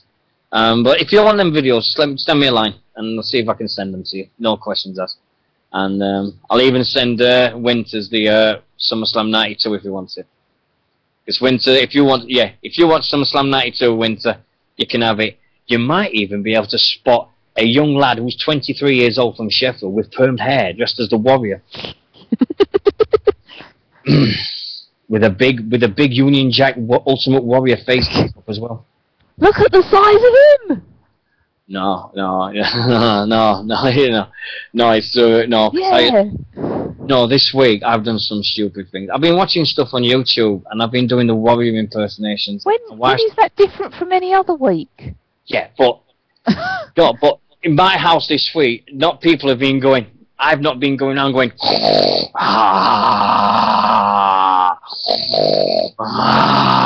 Warriors. I've been doing that. I'm fucking off the rock.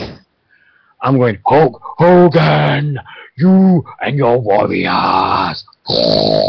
I'm like, whoa, that. Fuck me, my throat is fucked now. My throat is really fucked. I need a drink. But I don't know where it's come from. I know where it's come from. The fact I put the self-destruction of the Ultimate Warrior in its entirety on our page, I put that up, and it was just great. So I've done that. He says drinking, but anyway, I think we're going to come close. I think we're going to come to the end of the show. Have you got anything else you want to add while we're still on? I don't think so. Right. Kane's the best. Yeah. Thank you very much for your cane thing tonight. That has been awesome. Once Could again, have gone on for hours. Yeah, we could have done one for ages and ages. Really cool. Special mention goes to they are back. They are back very soon. There is no show next week. First of all, there is no British Wrestling Radio next week, unfortunately. I'm working night shifts, and Nixie's busy with the baking and stuff which she's got to do. So, unfortunately, there's none next week. 26th of October, Nixie can't do the show, can you? Possibly not. I'm kind of on a bit of a limbo there. It depends. Well, I mean, I can do it from my dad's, but the last time I did that, I got moaned at because apparently I was really loud. I was trying to be quiet. That was the night that I shot about the Divas. Right. Well, we'll give you the night off because we've got somebody who wants to come on and take your place, and he wants to do it, and that's Stocko from the Pipe Bomb. Oh, okay. All right. Stocko trying to out me, is he? No, it'd be nice for him to come back. So Stocko might have the Pipe Bomb in the entirety, but we'll see how we go with that one. 26th of October, we're back. It's we've got all the things happening next week. It's unfortunately it has to happen, but I've got to work. I can't turn work down, not in these days and times. And I need to do the night shift. It's a shame because I could do the hour one, start it at 9 and 10, but I don't really want to do that. Compress everything into an hour. It's not fair. If you heard it last night, Rob Maltman had Madman Manson on, and I have never met anyone in my life who was so shit scared of having Madman Manson on the show. Tomorrow, on Radio Sunlight, I was just mentioning this, but he's put it up. Our good friend Ross has got an interview with ex-TNA star Mark Haskins. 4 p.m., 3 till 5 p.m. on Radio Sunlight tomorrow. Please give him a like. We'll put the link up in the chat room. We'll put everything up. Ross, you can link it as much as you want, my friend. Put as many links as you want, everything you want. Get it in there. That's 3 till 5 on Radio Sunlight tomorrow. If you've got the TuneIn app for an Android phone or an iPhone, get that app and search for Radio Sunlight. You've got it, it's there. And we've got that up at 3 o'clock in the afternoon. There we go, 3 Hour Sunlight Trust, there we go, there's the thing. 3 p.m. British time over here, which will be like 6:30 in the morning in Canada or something like that, I don't know. But he's on tomorrow, and best of luck, Ross, to that. Monday, 4 o'clock, Preston Radio, Wham Bam Body Slam. Barry and Kerry doing what they do best. And Kerry's doing her part too of female wrestling stuff, so she's doing her bit. Good stuff. Everybody's doing the same thing. This is the one thing, I mean, I know I'm going to end this on a bad thing, but I've got to say it. Everybody says, oh, how can you have the Wham Bam Body Slam? How can you have all these people doing it? The truth is, me and Nixie, Rob, Barry, Kerry, Nick, Ross, everybody's doing the same thing, but we all got one mission in life. We want more people to know about British wrestling. We don't care. I don't care if people share my stuff. I don't give a monkeys if everybody shares my stuff, shares my links. More people see it, the happier I am. More people are making notes about us. More people know about the shows. More people know about who Nemesis is. More people know who Rob Maltman is. All these people know who Chris Travis is. The more people that know, the happier I am. I don't give a monkeys who shares links on my page. I don't give a monkeys. We've got Wrestle for Subtitles. They're doing their best. Wrestleheads are back. WrestleManiacs have come on board with us and everything. The more that knows about British wrestling, the happier I am. And that's it. And I think that's the same for you, is it, Nixy? The more the merrier. Yeah. Everybody goes, oh, you must hate them for what they do. You've got that. There's no rivalry. It's just the fact that everybody's got the same goal. We want British wrestling to be #1. And that's what we do. We're not bothered about it. If Barry promotes a show up in Scotland that I don't know about, that's great. Then that's more people know about different places. It's amazing. And it's just going to be one of them things that everybody's going to be over the moaning. And I'm just glad to be a small part of it. I really am. And I've met some great people, a.k.a. this person at the other end of my headset. Because without her, I don't know what I'd be doing now. I really don't. I really, really don't. And I would be lost, yeah. But I'm going to send... hold on. Nixy, just hold on a minute. Just keep them entertained. Tell them something for the next couple of minutes, and I'll come back to you. We've got 3 minutes before feed finishes. Hold on. Oh, no, in fact, I'll put photographs of all the videos I've got. Right. On behalf of me, Dean Mitchell, this is British Wrestling Radio. Nixy, have you got anything to say to finish with, my dear? No, everybody should love Kane. And hate Love CM Punk. Kane, love me. Hate CM Punk. And stuff. But to Asa, thank you very much, mate, for everything you've done. To Brendy, very best of luck with Wrestling Radio Ireland.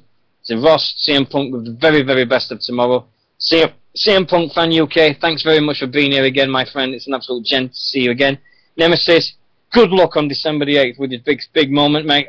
Everything goes, everything. Hello, Fartface. Nice to see you in the chat room. Hope you're doing well. To Smarty, welcome back, mate. It's great to learn. And to Steve Magners, thanks for the phone call. Hope everything's done with SWE. SWE Online, it's great to see you. Get back again. Thanks very much. Warrior 1, good luck at your new show this weekend. Hope you enjoy everything. And to Winter's Lair, and our favourite person from Canada, happy birthday for this week, my friend. I hope you had a great time.